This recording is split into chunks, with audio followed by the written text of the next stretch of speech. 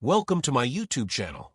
Today I bring you an incredible story of human ingenuity and raw power, where aliens mocked our old-fashioned guns, only to be silenced by a single shot. Get ready for an epic tale of strategy, physics, and unstoppable determination. The Zelver Imperium's fleet hung above Earth like a row of polished knives, their hulls gleaming with the soft glow of quantum shielding. Their arrival had been swift, their demands blunt: surrender or be annihilated. There was no room for negotiation, only submission or destruction.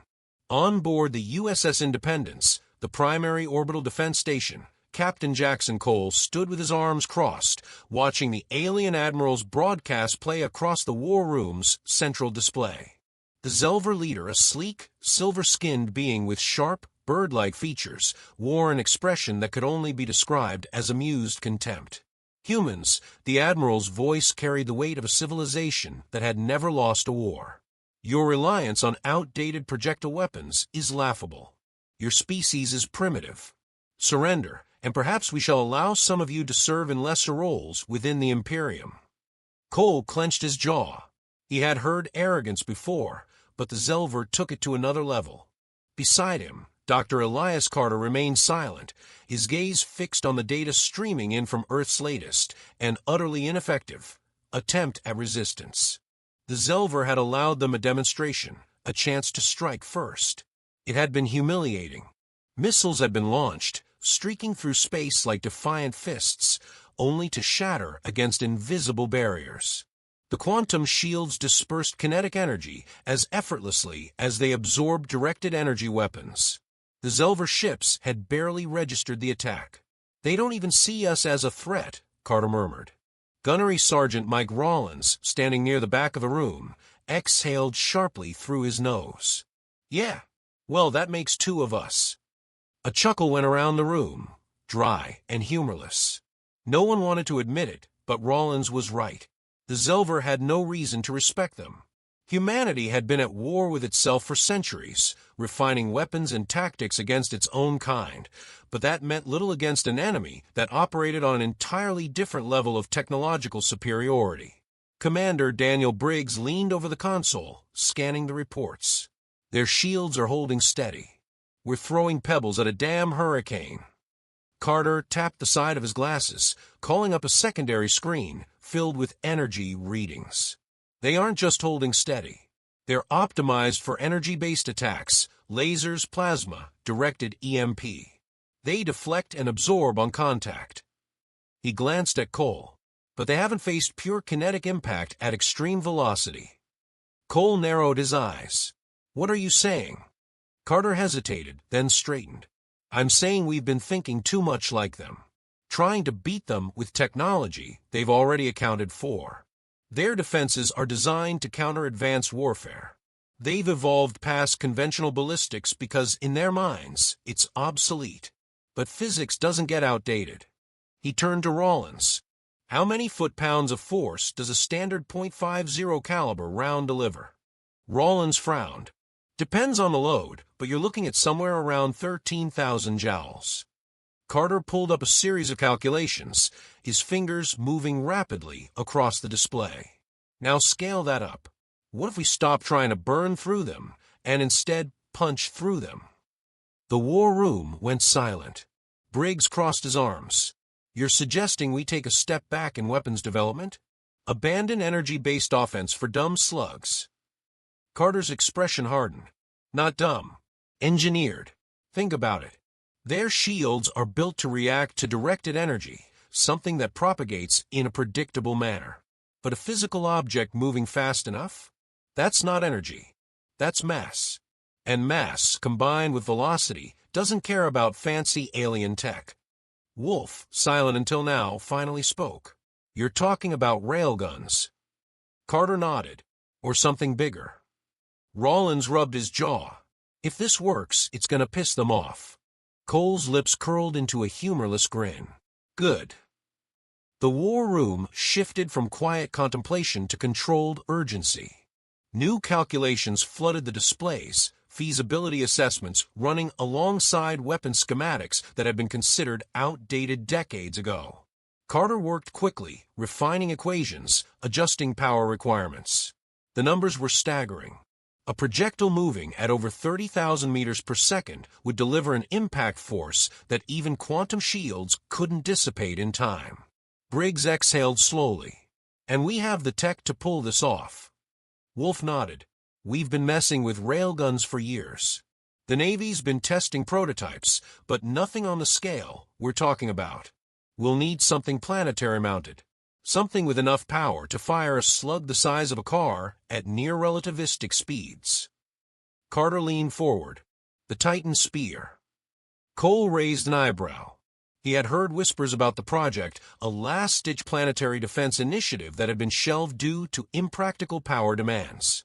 But if ever there was a time for impractical solutions, this was it. Briggs ran a hand through his hair. It's experimental, untested. It's our best shot, Carter interrupted.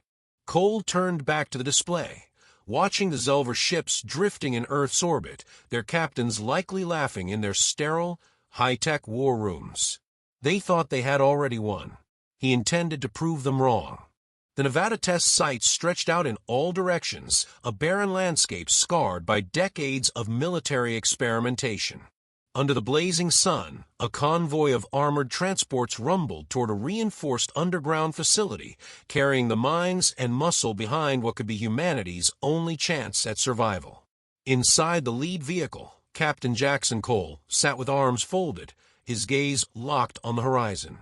He wasn't one for optimism, but if Dr. Elias Carter was right, then they had a weapon the Zelver wouldn't see coming. That thought alone was enough to keep his exhaustion at bay. Beside him, Carter tapped furiously on a tablet, his eyes darting between calculations. The Titan Spear's primary limitation is power draw. If we overclock it, the electromagnetic rails will degrade faster than we can compensate. Across from him, Gunnery Sergeant Mike Rollins gave a dry chuckle. Doc, I don't think anyone here gives a damn about long-term maintenance. This is a one-shot deal. Carter exhaled. I know, but precision matters. A slug moving at 30,000 meters per second doesn't just hit. It reshapes the battlefield.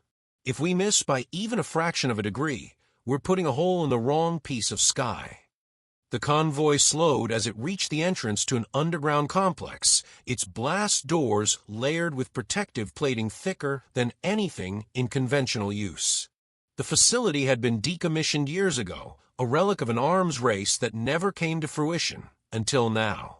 As the team descended into the main chamber, the full scale of the Titan Spear became clear.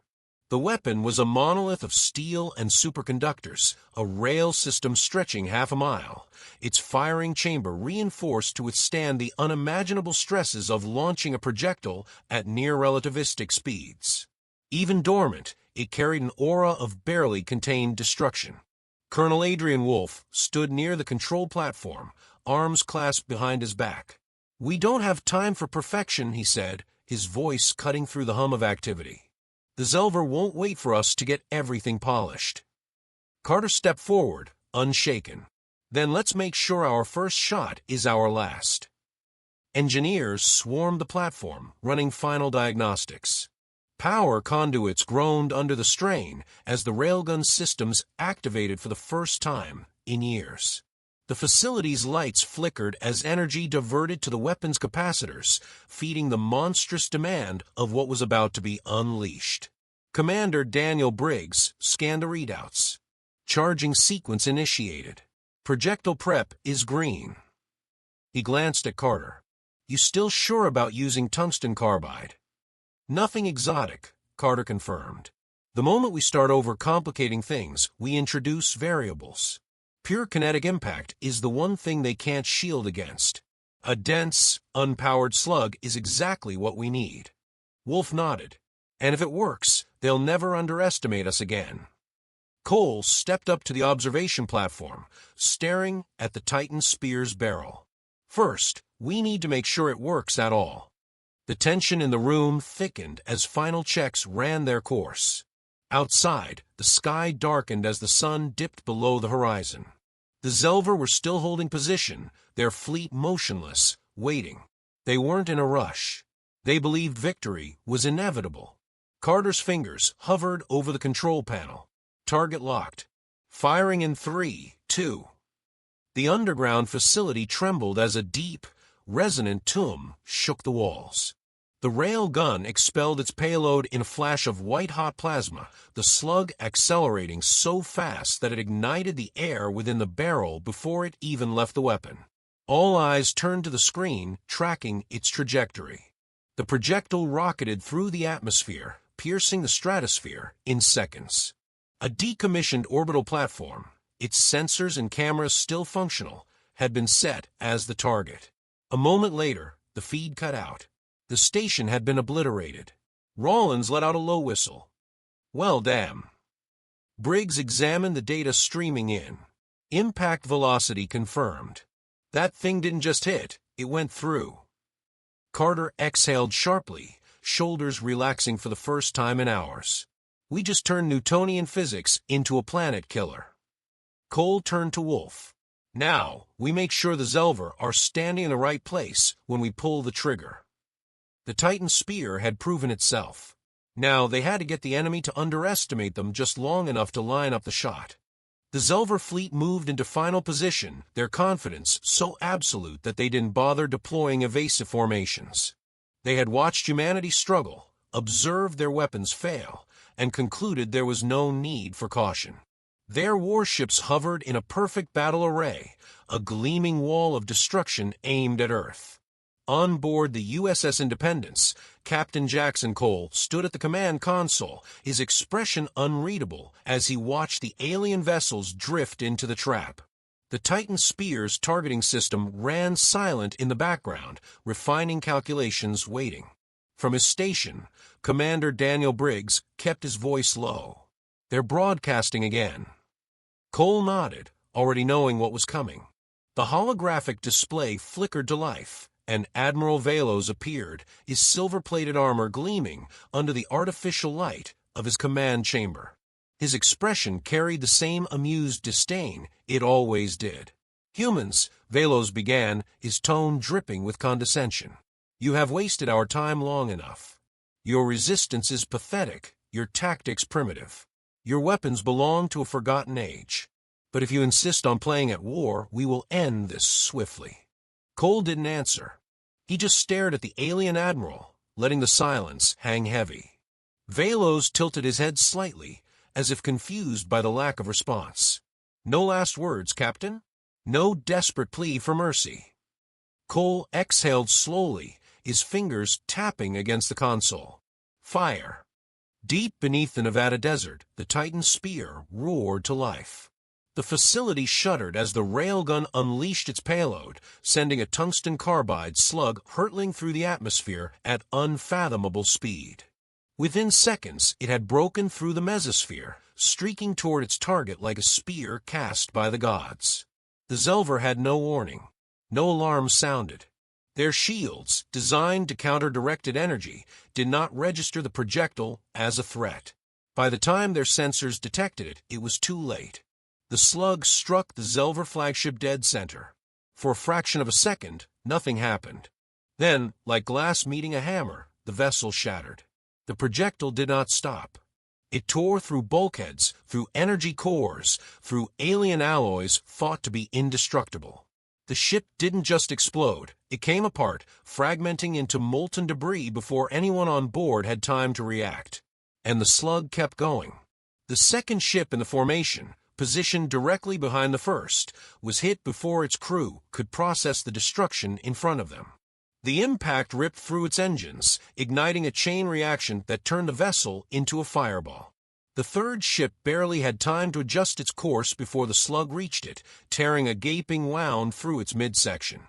Within seconds, its atmosphere vented, leaving nothing but cold, lifeless wreckage. 3 ships.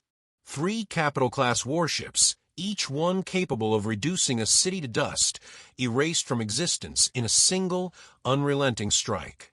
On the USS Independence, the war room remained utterly silent as the data streamed in. The Zelver fleet, once a wall of invincible might, had been punched through as if it were made of paper. Cole turned toward Briggs. "Status." Briggs barely looked up from the readings. 6 more ships are scrambling. They're moving to retreat. Cole allowed himself the faintest of smiles. Not so arrogant now, are they? A new transmission flickered onto the screen. Velos was still alive, his face now drained of all its former superiority. He leaned forward, his voice sharp with disbelief. What was that? Cole met his gaze evenly. That was physics. Velos hesitated. For the first time, he looked uncertain. The Titan spear was already reloading. Admiral Velos no longer looked amused. His once impeccable uniform was disheveled, and his silvered skin had taken on a pale, almost sickly sheen. The arrogance was gone, replaced by something his species had likely not felt in centuries: fear. The bridge of the USS Independence was silent except for the soft hum of monitoring systems. Every man in the war room watched the alien admiral's reaction, waiting. The Zelver had mocked them, dismissed them as an inferior species playing at war. But now, 3 of their capital ships were gone, reduced to drifting slag in the cold void. Velos leaned forward, his voice tight. That was a mistake. Captain Jackson Cole didn't blink. No, Admiral. That was a warning. A fresh alarm sounded from the tactical station. Commander Daniel Briggs glanced at his screen. They're recalibrating their formations. Looks like they're finally taking us seriously. Cole exhaled slowly. He had expected this. The first shot had caught them off guard, but the Zelver weren't fools. They would adapt. The question was whether their adaptation would come fast enough. Dr. Elias Carter studied the incoming fleet movement. They're repositioning, spreading their forces, breaking up their lines.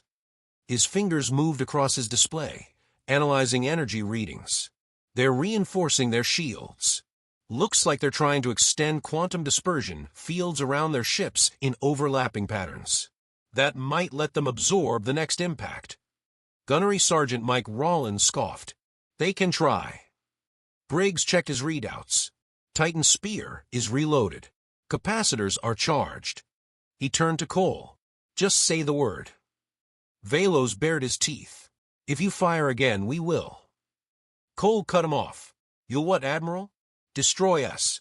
He gestured toward the wreckage, still tumbling through space. You already planned to do that. We just made sure you couldn't. The Zelver's throat bobbed as he swallowed. His hands gripped the edges of his console. You don't understand what you've done. The Imperium does not tolerate resistance. There will be retaliation. You cannot. Cole turned to Briggs. Fire. Deep beneath the Nevada desert, the Titan spear unleashed its second shot. The slug punched through the upper atmosphere in seconds, the sheer speed of its acceleration distorting the space around it. The Zelver had adjusted their formations, but it didn't matter. Physics didn't care about strategy. The projectile struck a command vessel on the outer perimeter. Unlike the first shot, this one didn't just pass through. It struck an energy reactor, triggering a catastrophic detonation that engulfed the 2 nearest warships in a white-hot explosion. Fragments of Zelver hull plating, once considered impervious, spun uselessly into the void. The remaining ships broke formation. Panic. For the first time in their history, the Zelver weren't dictating the battle. They weren't on the offensive. They were running. Briggs let out a breath. They're retreating. Carter shook his head in disbelief. We did it. Cole watched the fractured remains of the Zelver fleet accelerate away from Earth, their sleek vessels now reduced to scattered survivors. He turned back to the screen, where Velos sat in stunned silence. I want you to deliver a message, Cole said, his voice steady. Go back to your Imperium. Tell them Earth isn't theirs to take. He leaned in closer. Tell them we fight differently. Velos didn't answer. He simply cut the transmission. The war room remained still, the weight of what had just happened settling in. Rollins finally broke the silence. So think they'll be back? Cole's lips curled into a smirk. Let 'em try.